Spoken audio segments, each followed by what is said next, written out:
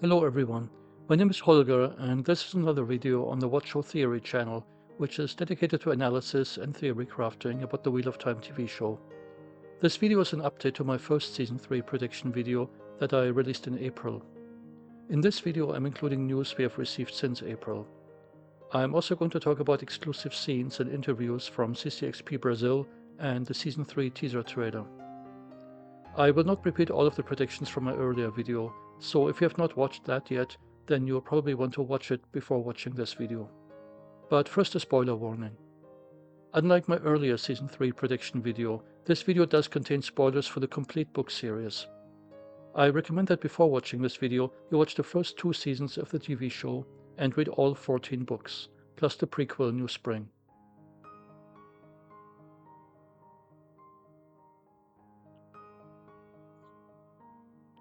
So let me start with the older news. There's really only one news item before CCXP, and that is a casting discovery by What Series in July, and it is for Carmela Bonomi playing Jorin Jin Jubai, a member of the Sea Folk.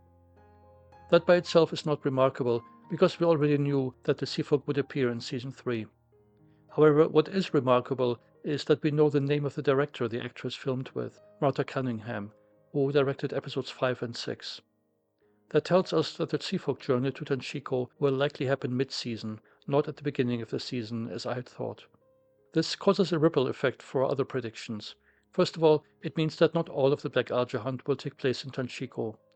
Instead, we will probably have the first part of it, the part that corresponds to the events in Tyr in the books, happening wherever the girls are at the beginning of the season, and in Tanshiko we will only get the second half of the Black Algae hunt, mostly the events related to the Panax Palace and the encounter with Morgedion. This means that all predictions related to the episode numbers of events in Tanshiko will change. For example, Matt's Redstone Doorframe encounter would have to happen later in the season, probably in episode 6 or 7, not in 4, 5, or 6, as I had originally thought. This news also affects Min's storyline. We have already known that Min would likely be in 2 places during the season, in the White Tower and in Tanshiko, but we did not know in which order and how she would travel between the locations. I originally thought that she might be in the tower in the second half of the season to get her into the right location for the Salidar storyline in Season 4. Now with this news of a Seafolk journey mid-season, it looks like that is how Min travels between locations, by joining the girls and Matt on a Seafolk vessel headed to Tanshiko. This means she will be in the tower during the first half of the season, and in Tanshiko during the second half. Min can still eventually get to Salidar with this change, but she would have to travel with the girls from Tanshiko, not with Loghain from the tower. This also affects the timing of the coup. I previously thought that the coup would have to happen later in the season because audition scripts have hinted at scenes between Min, Swan, and Elida, which have to happen before the coup. However, now that Min is in the tower early in the season, those scenes from the audition scripts also can happen earlier, and the coup will likely happen earlier as well, probably around episode 4. Finally, this news might affect the mapping of episode titles, specifically episodes 3 and 5. I originally thought that 3 would be Tel'aran'rhiod and 5 Seeds of Shadow, with episode 5 featuring Min's predictions in the tower. Now that Min is in the tower earlier in the season, it seems more likely that the order of these titles is reversed. This means that episode 3 is Seeds of Shadow, with Min making predictions while Swan is still in office, and that episode 5 is Tel'aran'rhiod, giving us a deeper explanation of Tel'aran'rhiod after it was first introduced in episode 4, together with the Rhuidean events. So much about the older news. So let's look at all of the information we have received during and after CCXP. I'll try to cover it roughly in episode order. First, there's the question how the season starts. This means if the group stays together initially and what kind of time jump we may get. We now know that the group will initially stay together from an interview with Yosha, the actor playing Rand, at CCXP. This is as I expected. I'll get to the question of time jumps in a moment. Then there's the question of what location will be used for the staging area for everyone at the beginning of the season. My prediction was Cairhien for a number of reasons. We now know that this location is actually Tarvalon. Tarvalon has many of the same attributes that Cairhien has. For example, easy access to the Isle Waste via Jangai Pass, a waygate, and a harbor for the Seafolk journey. The main reason why I thought Cairhien was more likely is because it seems difficult for me to believe that Rand will go back to Tarvalon after what Swan did to him in season 2, episode 7. We will have to see how the show handles that problem. Tarvalon has one advantage compared to Cairhien, though, and that is that some characters could be included in the initial battle in the tower that will be the cold open for episode 1, and then still rejoin our group very easily, because they would not have to travel to get to the staging area. We will see that this likely affects Alanna. So let's talk about that first battle. The assumption was that this is basically about Black Arja's sisters raiding the tower's ter'angreal storeroom and then fighting their way out of the tower. We now know that this is not correct. From a scene exclusively shown at CCXP, we know that the battle is set up a bit differently. It starts in the hall of the tower, with Liandrin accusing Swan of mishandling the situation with Rand. Swan then retaliates by accusing Liandrin of being a dark friend and a member of the Black Arja, and brings Nynaeve forward as a witness. So that is our confirmation that at least Nynaeve, possibly also other girls, do go back to the tower, something I did not expect at all. Much more about that in a moment. The setup of the beginning of the fight gives us a sense of how much time has passed between the end of season 2 and the beginning of season 3. It must have been long enough for the Aes Sedai in Cairhien and our group in Falme to all make their way back to Tarvalon. This means probably at least several days, more likely a week or two. However, it could not have been much longer than that, because Liandrin would not delay her attack on Swan for any longer than necessary, certainly not for more than a month. Since Nynaeve is already in the tower in the cold open of episode 1, we have to assume that we will not get any scenes set in Falme, or with a group traveling. One puzzling detail is that Rymar, the Aes Sedai who worked with Nynaeve and Elaine in Falme during season 2, and in the end was Mirti Damani, is thought to be in season 3, but it is not clear how she would be brought back into the story if we don't get any scenes from Falme. As I mentioned a moment ago, the only girl for which we know for sure that she will be in the tower is Nynaeve, and this scene from the teaser looks like the moment when Swan calls her forward as a witness. Any other scenes showing the girls in the tower could potentially be parts of Egwene's dreams later in the Isle Waste, because we have strong reason to believe that Egwene will enter Teleron Mayot this season, and that dreaming and/or dreamwalking will be covered as well. The potential hint that Elaine might be in the tower is this shot of her putting on a crown or coronet. Similarly, for Egwene, we have a potential hint of her being in the tower from this shot of her apparently having her accepted test. But again, both of these shots could be dreams. So let me try to sort out which of the 3 girls will be in the tower early in the season, and also if we get to see any accepted tests in season 3. First, there's my original assumption that the girls will not return to the tower for a number of reasons. The most important point here was that Rima Tewiata, the actress playing Sheriam, will not be in season 3, and that Rafe told her that the character does not fit into the season 3 story. That to me suggests that there likely will not be any novice or accepted stories in the tower in season 3. I did overlook one detail though, and that is a change the show made from the books. In the books, neither novices nor accepted are allowed to leave Tarvalon. In the show, this is apparently different.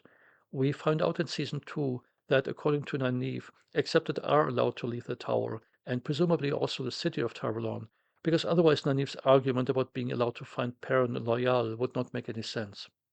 With this change, at least Nynaeve would be able to return to the tower without punishment, and also without triggering any stories about novices or accepted. So in hindsight, for her to return to the tower does make sense. That does not tell us anything about Egwene or Elaine, though. There are 3 questions here. Will they return to the tower? Will they be punished? And will we see any accepted tests? First, let's look at accepted tests. Because of Rafe's comment that Sheriam does not fit into the season 3 story, I don't think so. For Elaine, there's really no need, because we did not even get her accepted test in the books. I don't think that the scene with her putting on a crown is from an accepted test. It could be a dream she has, and part of Egwene's later story arc in the Isle Waste, with Egwene dreaming herself into one of Elaine's dreams. It could also be real. Maybe Morghese sent a coronet with Garwin and Galad as a not-so-subtle reminder that Elaine has responsibilities as daughter heir and cannot just travel around the countryside at will. As for Egwene, we do see what looks like the beginning of her accepted test, but I think this is much more likely to be part of a dreaming storyline at Cold Rock's Hold, not an actual accepted test, for multiple reasons. First of all, there's the argument already made that it makes no sense for Rafe to tell Rima Tewiata that her character Sheriam does not fit into the story, and then have accepted tests in the show. It does make sense, though, if the whole test is just a dream that Egwene has, because in such a dream, the accepted test would represent Egwene's desire to become more grown up and to be respected by the Aes Sedai. I could imagine that Egwene's subconscious would not want Sheriam to be part of such a scene, because Sheriam is Egwene's disciplinarian. This means the person who spanks her if she behaves childishly. The idea that Egwene is not allowed to have her accepted test would also tie nicely into a comment Madeline Madden made in her interview at CCXP, where Madeline talks about the effects that her experience with the Seanchan in season 2 had on Egwene. She states that Egwene has grown a disdain and suspicion about institutions that uphold authority and power, which obviously includes the White Tower. With that mindset already in place, if Egwene is then also denied advancement by the Aes Sedai of that same tower, that could easily be enough to motivate her to run off to the Isle Waste and continue her training with Wise Ones, something that seems less likely if Egwene were to be allowed to take her accepted test. So bottom line, I don't think that we will see any accepted tests in season 3. Then there are the questions of punishment and whether the girls will enter the tower at all. There are two different directions in which season 3 could go, and it depends on whether this place where Liandrin abducted the girls from is on tower grounds or not. If not, then the girls would have left the tower without permission, and Nynaeve's earlier comment suggesting expulsion as a punishment might be reason enough for the girls not to return. The other possibility is that this place is on tower grounds, and then the girls could argue that Liandrin simply abducted them from the tower, and that there is no reason for any punishment. The girls might well return to the tower then and just go back to their daily routines. Either story should work just fine, so we really have no way of telling where the show will go here. Back to the actual Black Aja fight. We see fighting not just in the tower, but also in the streets of Tar Valon, and Alana seems to be involved. At some point, Alana seems to be devastated and is apparently mourning the death of one of her warders. Some people have tried to match the clothing in this picture to what Maxim and Ivan wear in other scenes, but their outfits are so similar that it's difficult to match. Also, it is ultimately inconclusive anyway, because we don't know if the warder whose clothing we see here is the one who has died, or if he just holds the dead body of the other warder in his arms. The important clue comes from What Series, who reported that Taylor Napier, the actor playing Maxim, was seen filming in Slovenia for season 3, in the region that was used for the areas surrounding the two rivers in season 1. This suggests that Maxim will be in the two rivers later in the season. This means he could not have died here, so it must have been Ivan who died. Ivan, by the way, was recast in season 3. In seasons 1 and 2, he was played by Emmanuel Imani, and the new actor for season 3 is Anthony Kay. We do not have much more information on the fight. It supposedly takes about 15 minutes, including the initial scene in the tower. We have to assume that the scenes with Alana all belong together, because the lighting is so similar, especially the angle of the sun, and since Liandrin is in one of the scenes, it seems that they're all part of the initial Black Aja fight at the beginning of the season, because after that fight we expect Liandrin to leave Travelon for the remainder of the season. Based on the angle of the sun, it seems to be close to midday on a sunny day. We also know that during the fight, Moraine is in Travelon, outside of the tower, from a description of the fight shown at CCXP, and we even have a scene of her in Tarvalon. In that scene, Moraine's clothing matches what she was wearing near Falm in season 2, so one would think that it happens very early in season 3, possibly during the Black Aja fight. The problem, though, is that in Moraine's scene it is raining outside, but in the scenes with Alana it is sunny, so the scene with Moraine cannot be from the Black Aja fight, but has to happen later. I actually think it may even happen at the end of the season, in episode 8. In my previous video, I already talked about the possibility of Moraine going back to the tower at the end of the season, and I'll get back to that a little later. Another event that will likely take place very early in the season is this Bubble of Evil with Rand, apparently fighting mirror images of himself. We don't know the location, but my guess is Tarvalon. Also, early in the season, we will have scenes set in Caemlyn, in the palace throne room, which will probably be the first time we see Elida in the show, along with members of the Andoran royal family. We now know from an announcement by Amazon that we will not just get Morghese, Gavin, and Galad, but also Gabriel, which was not necessarily expected. And it raises the question what this means for a group of male Forsaken. We currently assume, based on statues shown during season 1, that we will get 4 male Forsaken. 3 of them have already been accounted for. We have seen Ishamael. We will likely get Asmodean separately from Ishamael because we have seen a statue of a Forsaken with a musical instrument. And we will also likely get Samael, also separately from Ishamael and Asmodean, because of a very short statue seen in season 1. So now we're getting Gabriel, which seems to imply Ravin. How does that fit into our list of Forsaken? He could be that fourth male Forsaken, but that would mean that all 4 Forsaken are introduced, directly or indirectly, by season 3, which is probably unlikely. I would expect Rafe to keep at least one of them in reserve for future seasons. This means Ravin will probably be merged with either Asmodean or Samael. Out of the 2, Samael is unlikely because the actor Nuno Lopez, who plays Gabriel, is not short. He is 6 feet tall, so he would not match that short stature we saw in season 1. He is a musician and a DJ, though, which would fit Asmodean perfectly. Also, it would make sense from a story perspective. We know that Morghese already fell for a musician once with Tom, so having that happen again with Asmodean does make sense. So then there is the question, what will we get in terms of plot? First of all, I do not think that we will get the story between Matt overhearing Gabriel in Camelin, mostly because then the show would have to build the Camelin city set for season 3. If that had happened, we would probably have found out already. Also, from a cost perspective, it would make more sense to delay building the full Camelin city set until it is needed for a bigger part of the story, most likely in season 5. The Matt Gabriel encounter would also be difficult to add into the timeline of season 3, mostly because it looks like the girls travel to Danchico relatively late in the season. I think what we will get from Gabriel is scenes that show his influence over Morghese, and we may also find out, either in season 3 or in season 4, that Gabriel is the person who gives Couladin his dragon tattoos and manipulates him into becoming a fake Caracarn, which is part of the Asmodean character arc in the books. My guess is that Gabriel's plan is for Couladin to get the Shiloh behind him and to lead them to Tyr, which I expect to happen in season 4. The purpose of that is to lure Rand to Tyr, wait for Rand to take Kalandor, so that Gabriel can then take Kalandor away from him. I could also see the Black Arja and possibly other Forsaken to be involved in that plan, and for the girls to find out about this during their Black Arja hunt. So my guess is that Gabriel will not just be an amalgamation of Ravin and Asmodean, but also of Belal. This would make sense because in the books all 3 Forsaken appear around the same time, in books 3 and 4, and are killed rather quickly. They also all have very limited storylines that could easily be merged. The only remaining question is whether we will also get the Asmodean Rand training relationship. That is hard to say, but my guess is probably not in season 3, but it could happen in season 4, or possibly even in season 5, if at the end of season 4 in the Stone of Tyr, Rand keeps Gabriel alive and Lanfear intervenes. Back to the White Tower. We don't really have much information on other early Tower events after the Black Arja fight, other than what I've already mentioned in my previous video. This means scenes between Min, Swan, and Elida about using Min as a spy. An interesting question is what accusation the Red Arja, and specifically Elida, will level against Swan during the coup. In the books, that part is all about Rand, but I think the show may handle this differently.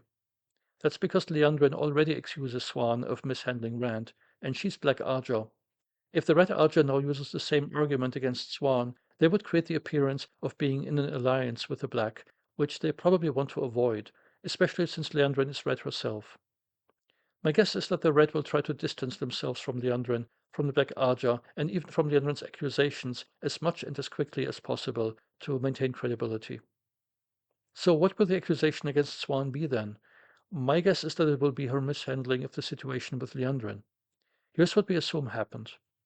Nynaeve apparently went back to the tower and told Swan about Liandrin being black.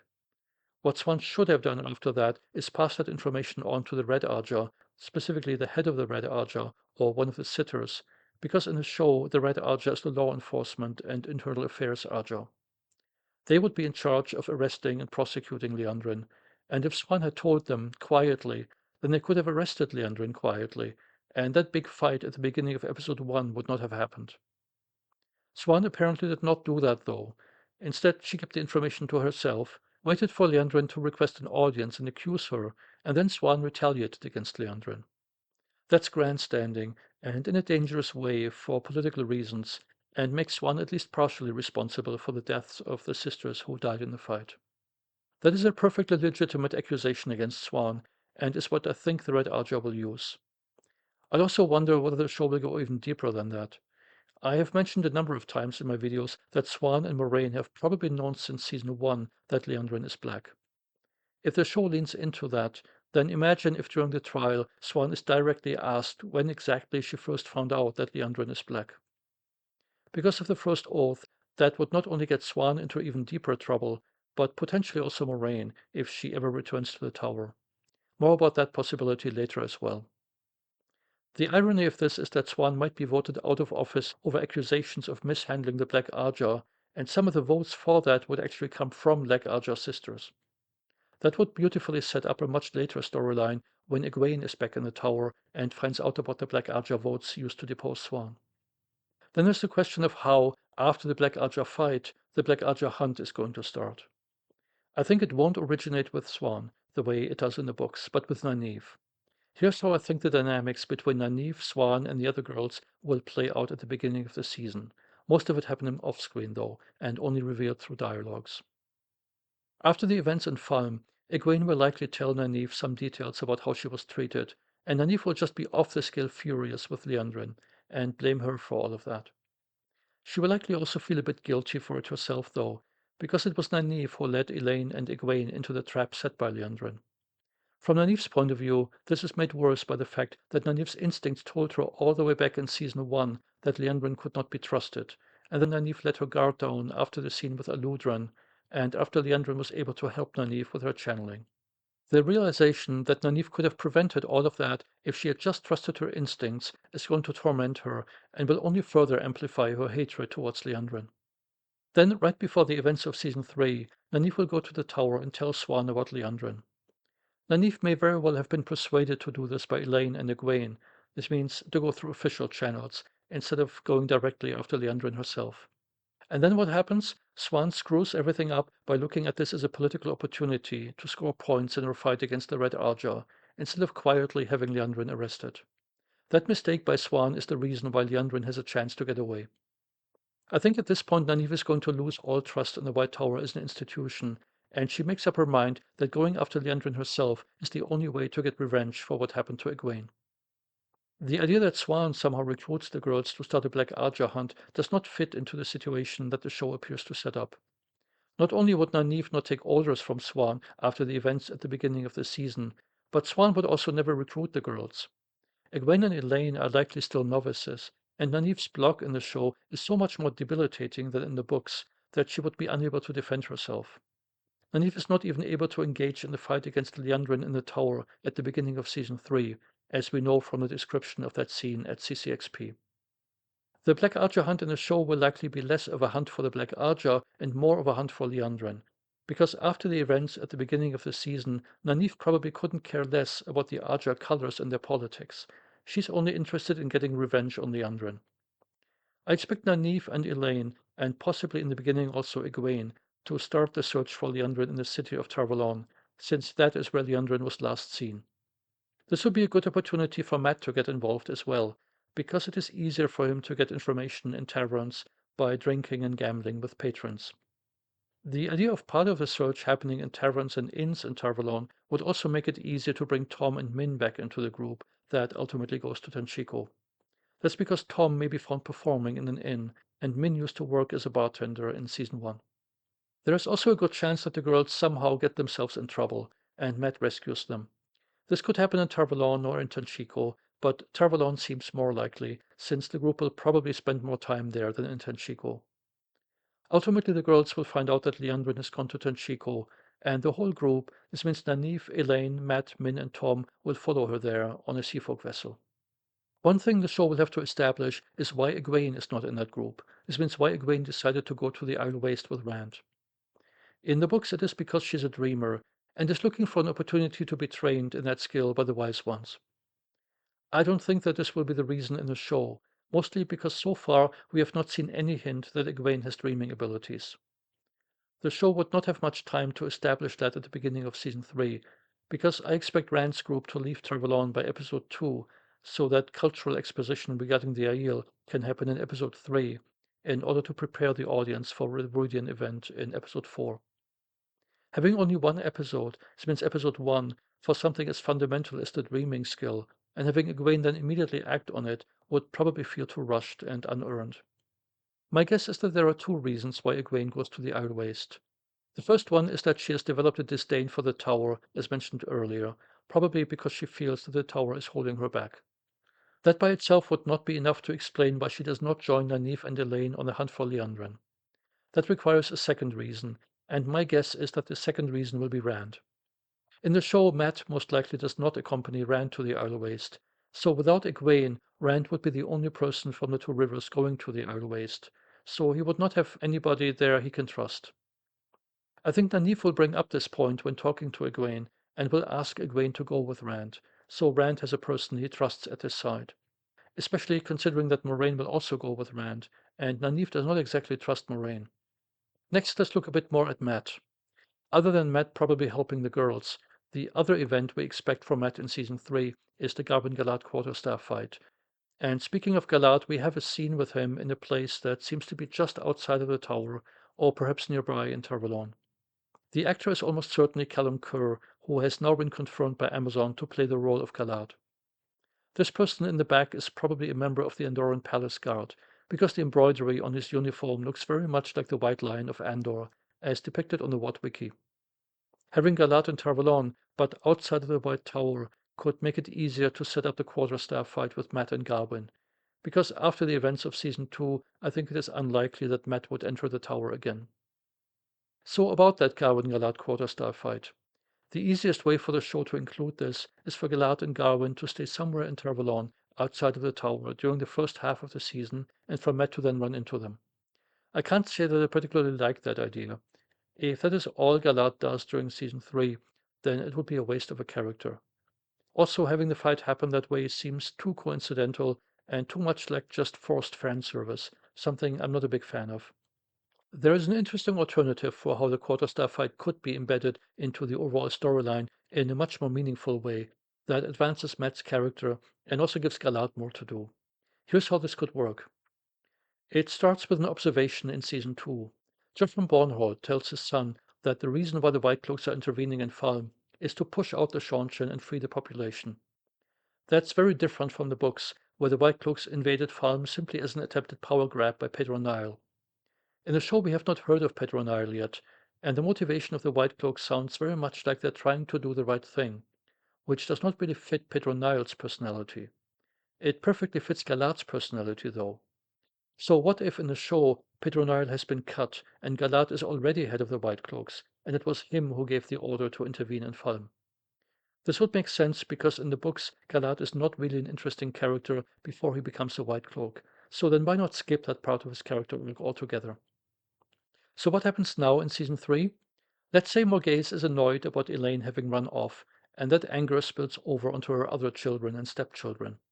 She's equally annoyed with Garwin for not being with Elaine to protect her and prevent her from acting foolishly, and with Galad for having run off with the White Cloaks instead of minding his responsibilities as a Prince of Andor. Morghese then decides to rein all of them in. Galad is recalled to the palace and sent to Tar Valon together with Garwin to find Elaine and to deliver a message to her, perhaps even in the form of that coronet I mentioned earlier. So how would that affect the quarterstaff fight? Let's say it doesn't actually happen in Tar Valon because Mat never runs into Garwin on Galad. Instead, what happens is that after Galad has fulfilled his mission in Tar Valon, he returns to the White Cloaks and then leads their mission to the Two Rivers to apprehend Perrin. Mat will likely also be in the Two Rivers at the end of the season, as I already theorized in my previous video, so there may be an opportunity for the quarterstaff fight to take place in the Two Rivers late in the season. It could play out somewhat like this. The White Cloaks try to get to Perrin, Mat tries to protect his friend and steps in between. This leads to a fight between Mat on one side, using his quarterstaff, and Galad and Imenvalder on the other side, possibly also Dane Bornhold, using swords. Galad and Valder are both blade masters. What I like about this option is that it makes the fight more meaningful. It would not just be a random sparring match, but part of the overall conflict with the White Cloaks. It would also give Mat a chance to help his friends, thereby advancing his character, and it would give Galad something else to do this season. There's no evidence that this will actually happen, though. It is just an interesting possibility.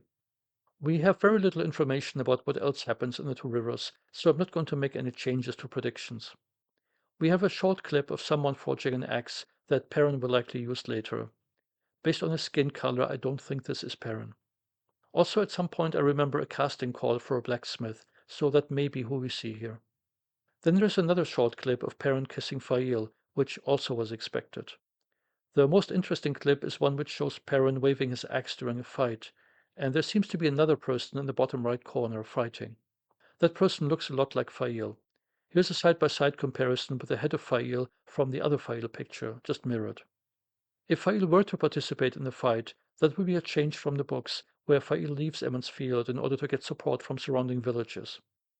One possibility is that in the show that task has been given to Nettie Cawthon instead, to give her a redemption arc. There have been reports that Nettie will be in season 3. Let's look at Tanshiko next. We have no footage at all in the teaser that is confirmed to be in Tanshiko, but two scenes that might be. First, there's the scene with Liandrin and presumably other Dark Friends. The most interesting part about it is probably the person in the back. There have been speculations that this may be a little person, possibly Naomi. Personally, I don't believe it.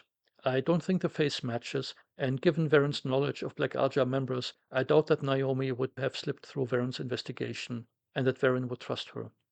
Also, this may not even be a little person. It could be a short, regular adult, or even a child working as a servant. It is also possible that that person is standing on a lower floor than everyone in the foreground, and only appears to be shorter. Then there's the scene with Min in a storeroom full of objects from a previous age.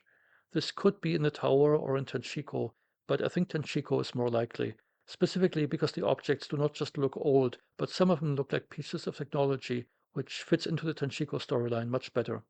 This would be good news for the prospect of having the redstone door frame in Tanshiko. Here's why. There's probably a reason why the writers changed the museum hall to a storeroom, even though that seems to be less attractive from a cinematography perspective. One possible explanation is that the doorframe is in Tanshiko, and the writers did not want to have it in a museum hall, because for a public museum, it would be difficult to explain why nobody ever walks through the doorframe and why Matt is the first person. It makes much more sense for the doorframe to be in a restricted space, like a storeroom, the same way as in Tyr. So based on that, I like our chances for getting Matt's Finn encounter in season 3. So let's move on to the Isle Waste storyline, which is covered by the majority of the teaser. First, there's the question of how everyone gets to the Isle Waste, in a single group or separately. From one of the scenes shown exclusively at CCXP, we know that Rand, Lan, Moraine, and Egwene are together in a group in a wilderness area, with Lan sword training Rand. This clip from the teaser may be from the same scene. Interestingly, Rand has a sword here, and also later in a clip in front of Ruidian, even though Tam's sword was destroyed last season in Falm. So apparently someone got him a new sword. We don't know if Avienda also went with the group, but it seems likely, since that would provide the writers with an easy way to add some Aiel exposition to dialogues between Avienda and the others. Avienda might scout ahead at times, though. We see her alone in this scene, which might be near the edge of the waste. We also see Avienda near Ruidian. At first I was not sure whether this actually is Avienda, but a side-by-side comparison shows that the two scenes almost certainly show the same person, and I cannot think of any other maiden being shown this prominently in that first photo with her standing on that ridge. Next, let's switch to Egwene. I already mentioned that she probably comes to the Isle Waste with everyone else, but after that we get almost no additional information. We see her in the scene with Rand, where both of them seem to wake up at the same time, looking surprised. My guess is that they were both in Teleron Mayotte and saw each other there. The snake pattern on the rug they both lie on suggests that they are with the Aiel, perhaps in Cold Rock's hold. Some of the pillows have designs that I do not necessarily associate with the Aiel, for example these images of elephants or Sredids, but there are several possible explanations. The Aiel probably just traded for them with the Sharon, who either got them from the Seanchan, or perhaps the image of elephants is something that in some cultures survived the breaking in the form of legends. Beyond that, we have no other footage from Cold Rock's hold in the teaser. We don't see Egwene in the group that accompanies Rand on his trip to Ruidian, but that makes sense because Egwene probably stays behind in Cold Rock's hold, since we know from Rafe's interview at CCXP that Moraine, Egwene, and Rand will all be in alternative worlds in the same episode, which is apparently episode 4. Most likely Rand in the glass columns in Ruidian, Moraine having her visions of the future, and Egwene practicing dreaming or dreamwalking in Cold Rock's Hold. As for what Egwene dreams about, we only have this one scene, which looks like it is probably a dream, and then there is Egwene's apparent acceptor test, which I have already talked about. Other than these two scenes, we have no information about Egwene's dreams during season 3. There's only one group of scenes in the teaser that definitely happens after the dreaming and vision event in episode 4, and that is Alcur Dal. We would expect to see all of the Randland group here, including Egwene, because after the events at Alcur Dal, it would not make much sense for everyone at Alcur Dal to first go back to Cold Rock's Hold just to fetch everyone else before following the shadow. We don't really see Egwene here, but she could be one of the women standing on the right side of the screen, who are most likely wise ones. That would make sense since Egwene is basically a wise one apprentice at this point. Let's switch to Rand next. We see him in the scene with Moraine and two Aiel women in what looks like a tent. This is not how I envision Cold Rock's Hold, so I think this may be an Aiel encampment somewhere in the Aiel Waste. This could be the first group of Aiel that Rand and his group meet after entering the Aiel Waste. Then we have Rand standing in front of Rhuidean. The shot is interesting because it suggests that the rules for approaching Rhuidean are different in the show than in the books. In the books, nobody, except those who have permission to enter Rhuidean, would have been allowed to get this close to the city. Considering how many people are in this group, we have to assume that most of them simply went with Rand to take him to Rhuidean, so Rand may well be the only person who actually enters Rhuidean. For Rand entering Rhuidean, we at least have clear evidence, since we see Rand in front of a background similar to the one we see in the scene with the glass columns and Avendesora. There are at least 3 scenes in the teaser which seem to be related to Rand's glass column visions. An interior shot of what is probably the Hall of Servants in the Age of Legends, then what appears to be a Daishain Aiel, who is apparently one of Rand's ancestors, and then finally this emotional moment in a scene very similar to the Blood Snow, but with one of Rand's ancestors. The characters on screen are probably Tigraine and Janduin, suggesting that the scene takes place shortly after the Blood Snow scene, at a point in time when Tigraine has given birth and died, and Tam has taken baby Rand away and left. This is just a tragic moment, because it looks like Janduin may have been on his way to Tigraine and just arrived too late. If he had arrived just a bit earlier, he might have been able to take his son, and perhaps even save Tigraine's life. I think the show will present the glass column scene in chronological order, not in reverse order as in the books, so that this scene with Janduin is the last scene Rand experiences, because that would maximize the traumatic effect that the glass column event has on him. Then there's a scene of Rand carrying an extremely weak Moraine through the desert. This is similar to a scene shown on the poster, except that on the poster the path is marked by spears. The prevailing theory seems to be that Rand and Moraine are returning from Rhuidean here. Finally, we see Rand at Alcur Dal. I could not find any frame in the teaser in which Rand's dragon tattoos are clearly visible, but since they're on the poster, we have to assume that they're in the show as well. Also, we do see dragon banner tattoos on Couladin's arms. Finally, let's look at Moraine. Let me jump right into a storyline in the Aiel Waste. The likely chronologically earliest scene is this scene with Moraine, Rand, and a few Aiel, perhaps after entering the Waste. And then we see her outside of Rhuidean. At least I think this is Moraine. I can't really imagine any of the Aiel wearing a hat like that. Then we have Moraine in 2 shots that involve a crystal orb and channeling. The big question here is what the purpose of this orb is. That question goes back all the way to a leak that happened several months ago, in which the leaker suggested that this orb may be a sangreal, and a bit later the theory changed to this being an access key to the female half of the Chosen Cal. Personally, I don't think that this is very likely. First of all, this seems like the wrong time to introduce access keys for the Chosen Cal. We have not even seen the actual Chosen Cal yet in Season 2, and Rand does not have Calendor yet. For the show to introduce the access keys at this time would put them out of context and overshadow the finding of Calendor, which may happen next season. I think the show will only introduce the Chosen Cal close to the time when it is actually needed. This means a few seasons from now. The other problem with that orb being an access key is, if the only significance of this location in the desert is the fact that this is where the access key is located, then why has it not been taken by anyone else yet? And how does Moraine just happen to find it? Note that this is very different from the books. In the books, the access key is in Rhuidean and somewhat hidden, so considering how few people are allowed to enter Rhuidean, it would make sense for the access key to remain hidden there for a long time. But that's not true for the scene we see in the trailer. What we see here is an orb lying on a plateau out in the open for everyone to see. So why is that orb still there? That by itself does not make sense to me. Here's my theory about what happens to Moraine. First, she does go to Rhuidean, and probably through the rings or some other mechanism that in the show is used as a replacement for the rings. The reason why I think that she will actually go to Rhuidean is because of these two shots in which the background color matches that which we have earlier established as being in Rhuidean. However, then we see her on this desert plateau, which is most definitely not Rhuidean. So how do these scenes connect together? I think that what happens is that Moraine goes through the rings in Rhuidean and is then taken to an alternative world, perhaps Teleron Mayord or something similar, and the place where she appears in that world is this desert plateau. This means those desert plateau scenes with the orb are not happening in the real world.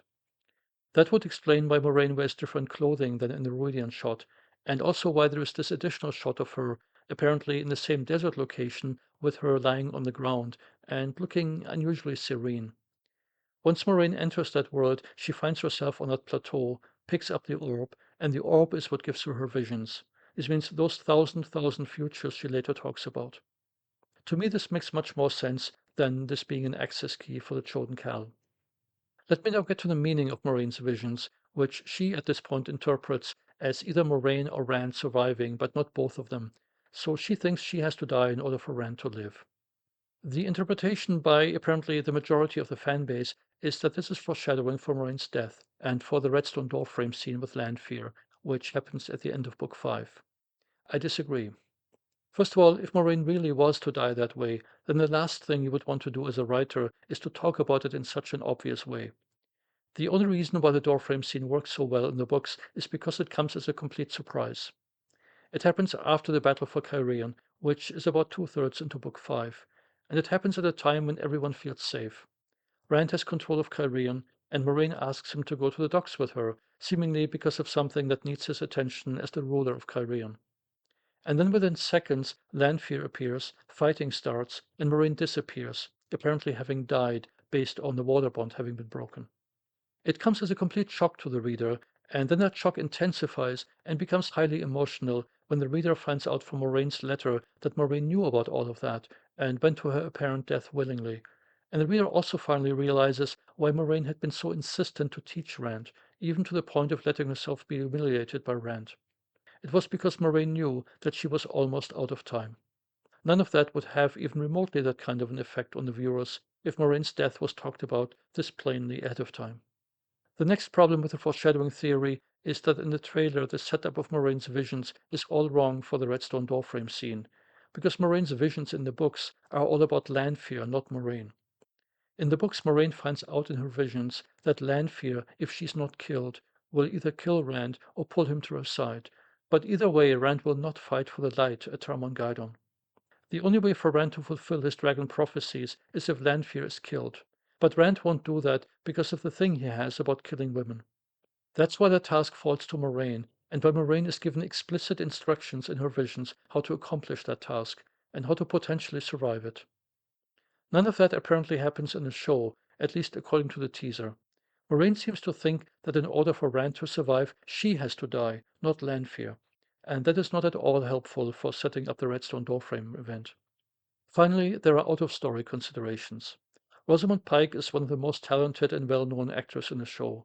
She mentors some of the younger actors on and off the set, and is reportedly very generous with time and advice, thus helping to improve the quality of the show even when she's not on screen. In addition, Prime Video has relied on her quite heavily for marketing since before season 1 has aired, and this is still happening. Just two examples. The season 3 teaser is associated with a YouTube ad campaign. This means it is very important that the first 5 to 6 seconds of the teaser are interesting to the viewer, because after that viewers can skip the remainder of the ad. The first 6 seconds of the teaser contain two location shots, one for Rhuidean and one for the Age of Legends, and two shots of Moraine. The second example is the recent casting announcement of Elida. The first name in the press release, other than that of Shari Ogdashlu herself, is Rosamund Pike. Then we see Rosamund mentioned again, together with Sophie Okonedo. None of the younger actors are even mentioned in the press release, except in the reference section at the end. And of course, Rosamund also narrates audiobooks, appears on re-releases of Wheel of Time book covers, and so on.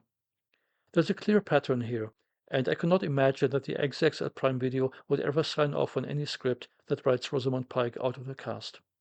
So the bottom line is, all indications are that Moraine will not be killed off anytime soon, but will remain in the cast. This of course means that the writers need to find a believable way to separate her from Rand in order to give Rand room to grow. This is complicated by the fact that Moraine has clearly stated in season 2 just how important it is for her to guide Rand. Clearly, a plot device is needed to give Moraine a good in-story reason to leave Rand, and it pretty much has to be a life or death situation, because anything less than that would not be sufficient to motivate Moraine to leave Rand. Interestingly, that is exactly what we got with Moraine's visions, a life or death situation for Moraine and Rand.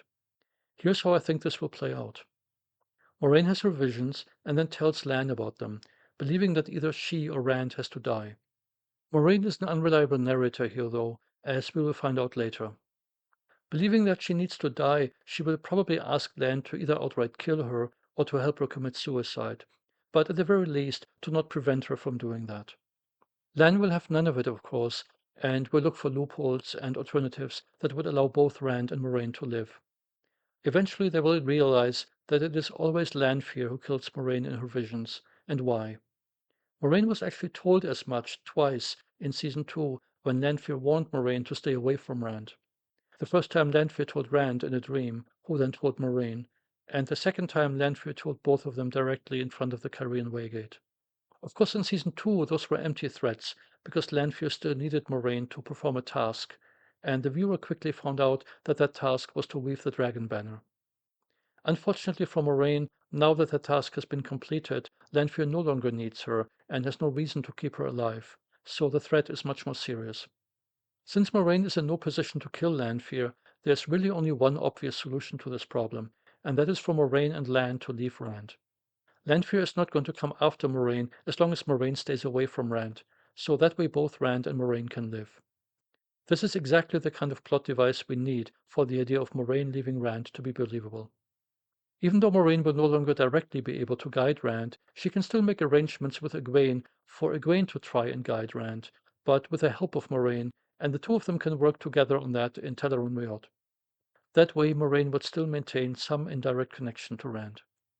The idea that Egwene and Moraine work together on this, instead of Moraine just passing this responsibility completely onto Egwene, fits Amazon's description of season 3 in the official press release much better. So where are Moraine and Lan going? Probably to the White Tower, because after Rand and Lan, Swan is the next most important person in Moraine's life. As far as I can tell, there's no hard evidence in any of the information we have that Moraine will leave Rand and enter the tower, but there are 4 pieces of circumstantial evidence that point in this direction. First, let's look at the shots of Alcra Dal again. We would expect all of the Randlanders to be in the shot, yet we only see Rand himself. Egwene might be in the group of wise ones, Moraine perhaps as well, although that is less likely, but Lan is nowhere to be found, and I cannot imagine Lan leaving Moraine alone among that many hostiles. So Lan not being here suggests that Moraine is not here either, perhaps because both of them have already left Rand. Next, we have an interesting connection between Elida and Moraine that was first set up during a conversation between Moraine and Rand all the way back in season 1, episode 8, when Moraine told Rand about an Aes Sedai who tortured her when she was a novice. We did not find out who that Aes Sedai was at the time, but fans have been theorizing that she may have been Elida, because the story Moraine told Rand is similar to an event that happens in New Spring, when Elida tortures Moraine while preparing for the test to become Aes Sedai. A few days ago, after the casting announcement of Elida, we received confirmation from Rafe in an Instagram post that that Aes Sedai really was Elida. In addition, there's an interesting section in the official Elida casting announcement from Amazon Studios that suggests not only that there's a connection between Elida and Moraine in their past, but that Elida comes to Travelon to settle a score with Swan and Moraine. The part about Swan is of course somewhat expected and will likely lead to the coup, but what about Elida settling a score with Moraine? That suggests that the two of them will meet, especially if we also look at Rosamund Pike's response about having a thing for older Persian women. Put those two statements together, and it is almost certain that both women will meet in show. That will probably not happen early in the season, because not only is that logistically unlikely, but Elida also would not be in any position of power yet, allowing her to settle any scores. So the meeting will probably happen later in the season, and that requires Moraine to be in the same place as Elida, presumably in the tower. That's our second hint. The third hint comes from the name of the writer of season 3, episode 8. It is Justin Joel Gilmer. She has been given 2 episodes to write for season 3, episodes 1 and 8, which is highly unusual, and she also wrote season 1, episode 6, and season 2, episode 7. What both of those episodes have in common is that they strongly feature Siuan and Moraine. Season 1, episode 6 has the Logain trial, the Siuan Moraine love shack scene, and Moraine's oath of exile. Season 2, episode 7 has the cold open between Moraine, Siuan, and Gitara Morosa, and also the encounter between Siuan, Moraine, and Rand in Cairhien. Season 3, episode 1 will at least have the Black Aja fight scene, which features Siuan, and we also know that Moraine is in that episode. So to me it looks very much like the reason why Justin was given 2 episodes for season 3 is because Rafe is relying on her experience in writing Aes Sedai scenes, and specifically scenes involving Siuan and Moraine. That suggests that in episode 8 Moraine may not be in the Isle Waste, but in the tower with Siuan. And finally, the fourth hint is one I already mentioned in my previous video. The show has several times now hinted that Moraine is not really locked out of the tower, but that her oath of exile has a loophole. That looks very much like a Chekhov's gun that has to go off while there is still a reason for Moraine to return to the tower. This means while Siuan is in the tower and alive, so most likely this season. I think this shot I mentioned earlier with Moraine in the streets of Tervalon is from this moment, likely in episode 8. So overall it looks to me very much like a prediction I've been making for years may finally come true, and that is that Siuan leaves the show and Moraine is in the tower at just the right time to take over part of Siuan's story arc, specifically the journey to Salidar and becoming Egwene's advisor. We're coming to the end of this video. I hope you enjoyed it, and please let me know in comments where you agree or disagree.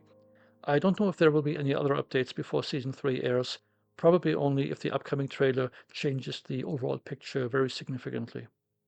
Thanks for watching, and that's it for now.